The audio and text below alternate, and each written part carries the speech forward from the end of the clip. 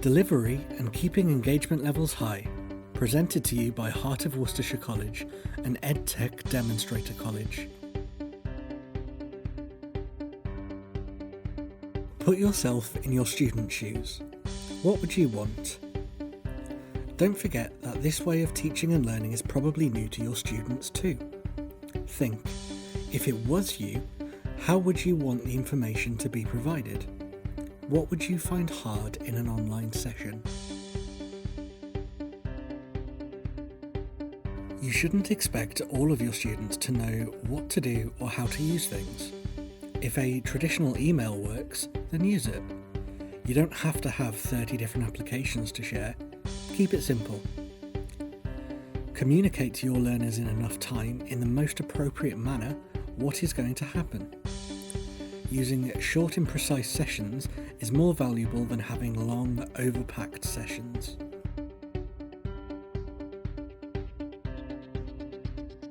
If you fail to plan, you are planning to fail. Remember that nothing actually has to change in your planning.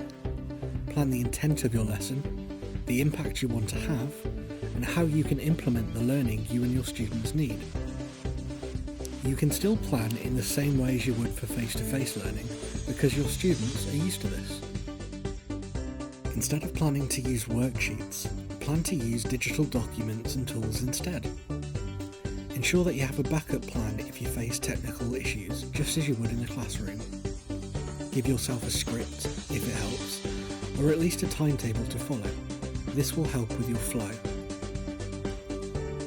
Always look to include your normal teaching habits when you can, such as differentiation, stretch, challenge, recap and review. Embed employability, English and maths wherever possible. Remember, we are all human, and not every lesson you deliver is perfect. This applies to an online lesson too.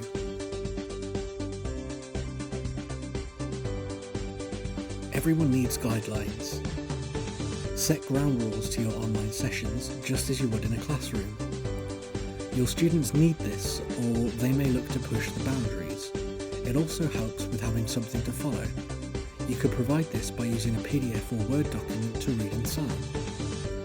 You should look to provide documents in advance for your sessions, such as timetables or expectations. This will help your students understand the framework and layout so they can follow along.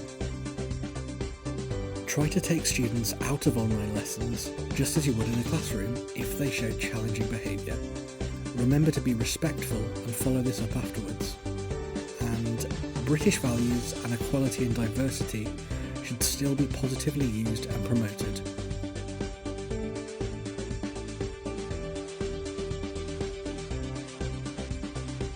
You must also consider protecting yourself and your students. Make a class decision as to whether you have your camera on. This will help you and your students gain confidence together in online sessions.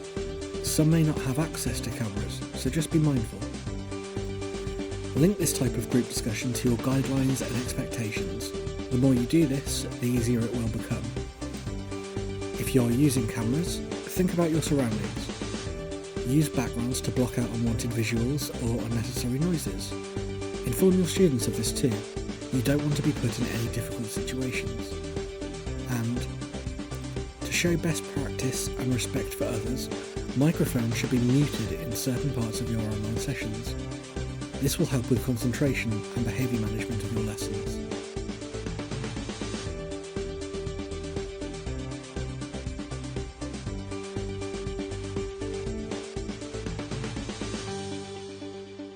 Try not to arrange your session to be too long. Your students will find it hard to engage and maintain enthusiasm. Look to break the session into smaller sections. This will make it easier to follow. Aim for around 20 to 30 minutes per session to help keep learners engaged. Look to teach your content for no more than 10 to 15 minutes, then add an activity or piece of work for learners to complete. This could be group or individual work. Make sure you give your students time to be quiet and complete the activity. It may seem strange, but this is what you do in a classroom.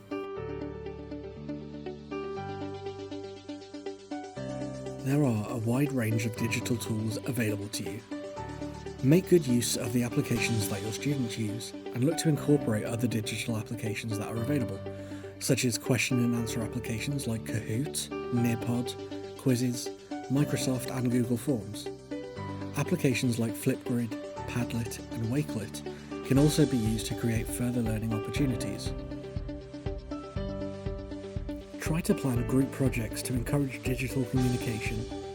Social media applications like Snapchat, Facebook, Twitter and WhatsApp are ready-made for this type of digital communication. Most students know how to use many of these already, so there may be no further training or guidance needed. Of course, don't forget to always be mindful of safeguarding protocols when using any external tools.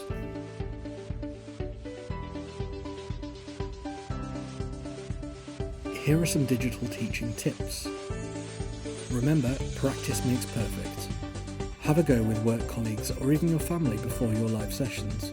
This will help to settle your nerves and get any worries you may have out of the way. Look to test your equipment and applications in advance of your session. This is really important as it will help you gain confidence and preempt any potential technical difficulties. Keep a record of your students' attendance. A simple written list will work, or you can use different built-in applications to help with this. For example, you can download an attendance list in Microsoft Teams or Zoom from the participants list in a meeting or lesson. Provide space in your online lessons to ask questions or have questions asked of you. Remember that your students will probably be nervous and unsure too.